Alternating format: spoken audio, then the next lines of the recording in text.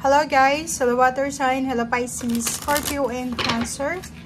Welcome dito sa aking channel, Kapalaran 888. Alamin natin ang daily tarot reading nyo sa araw na ito.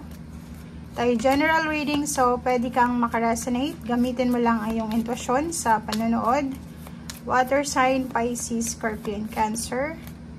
Ano ba ang mensahe na gustong iparating sa atin ng ating mga spirit guides, helpers, and angels? Okay. Water sign, Pisces, Scorpio, and Cancer. Sa araw na ito, kailangan mong maging careful. Kailangan mong mag-iingat. Kailangan kang mag-ingat. Bakit? Kasi unang-una, mayroon ditong number 14, may facts dito. Okay? It's either friend, it's either someone na kakilala mo, na pwede kang lokohin. Okay? So, mag-iingat tayo, beware sa mga old traps, like mga relationship traps na yan, family. Or may mga tao sa buhay mo, sa paligid mo na balak ka na lokohin, scam, or balak kang paikutin sa kanilang mga palad. Okay? So, be careful tayo dito. Okay? So, mapapera man yan, mapa-relationship, kung ano man ito na sa areas ng buhay mo na hindi mo masyadong binibigyan ng pansin, be careful. Huwag tayong masyadong magtitiwala sa araw na ito, lalo na sa usaping pera, relationship. Okay? And eto, it's a confirmation kasi kung makikita mo, 14, etong mice is paghihirap. Okay? Pwedeng may magnanakaw dito. Pwedeng manakawan ka. So, mag-iingat tayo, lalo na sa loob ng bahay natin. Okay? Like, panatilihing naka-lock yung mga pinto, yung mga dokumento, nakatago, yung mga valuable things, mga ari-arian nyo, kailangan yung i-secure.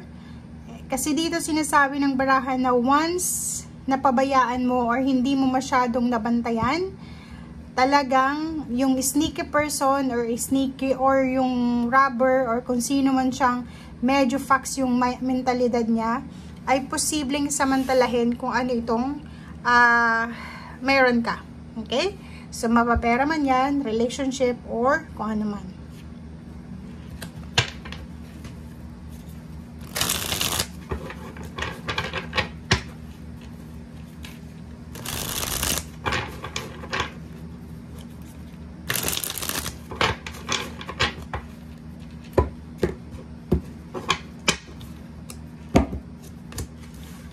Okay, first card dito sa second tarot deck is Two of Wands, Six of Pentacles. Meron ka ditong Judgment card.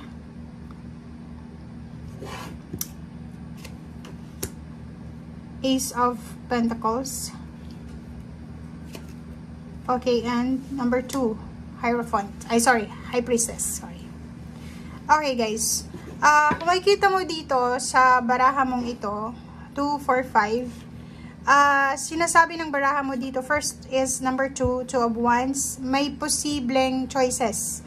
Sa araw na ito, marami kang pwedeng pagpilian. It's either choices sa relationship, choices sa pwedeng pagtrabahuhan, it's either Cancer ka or Scorpio. Yung Two of Wands na to, it's either may work ka ngayon or may kasalukuyan kang ginagawa. May mga offer ng work and hindi mo alam kung mag-i-stay ka or susubukan mo itong mga ino-offer sa'yo. Ang nakikita natin dito na may possible na offer na mataas yung sweldo. So for example, may work ka ngayon, medyo hindi maganda yung pera na pumapasok. And ang ino-offer sa yung work dito is pwedeng magkaroon ka ng balanse sa yung salapi. So, medyo tataasan ng konti. But, sinasabi ng barahan na mag-iingat tayo. Mag-decide tayo ng naaayon sa ating kagustuhan, sa ating interest. Sa araw na ito, may posibilidad din na may mga tao na gustong kontakin ka, gustong kausapin ka para sa usaping pera. Pwedeng may gustong humiram, may gustong humingi ng pera, or posibleng ikaw to na nangangailangan ng pera or gusto mong humiram ng pera.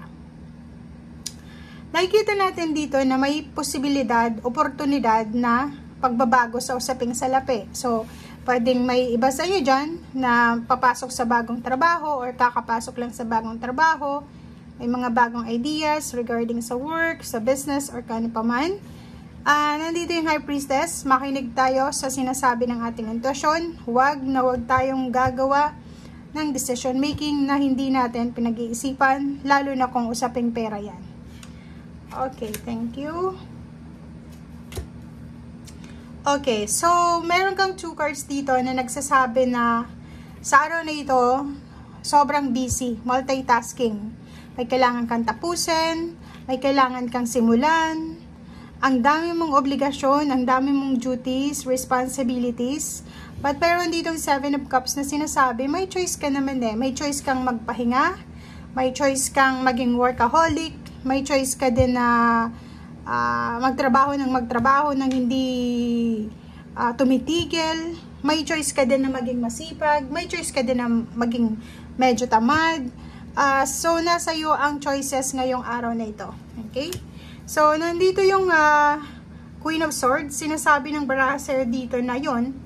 Ang nakikita natin dito is may iba sa iyo dito na hinihintay yung iyong presensya. So, kung hindi ka aware, may mga tao sa paligid mo or sa hindi mo alam na hinihintay yung tawag mo, hinihintay yung pera mo, hinihintay yung padala mo, hinihintay yung sagot mo, or kung ano man to. So, pwedeng may mga messages ka dyan sa yung messenger or sa social media accounts mo na hindi mo pa nababasa.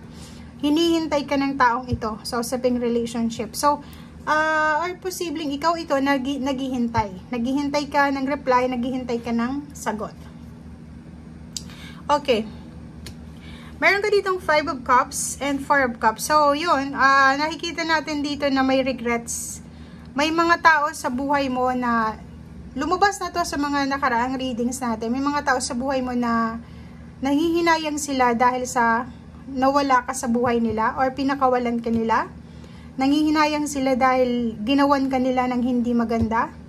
Nangihinayang sila dahil wala na sila sa buhay mo. Parang ganon. Kasi hindi naman ikaw to eh. Kasi kung makikita mo dito, busy ka eh. Busy ka sa kung ano man itong craft na ginagawa mo. It's either nagnenegosyo ka, empleyado, or unemployed, nagsusearch ka ng job, or pwedeng, kung ano man itong ginagawa mo, busy ka. Wala kang oras para magsisi, wala kang oras para maghintay, wala kang oras para sa drama or sa negativity kasi busy ka.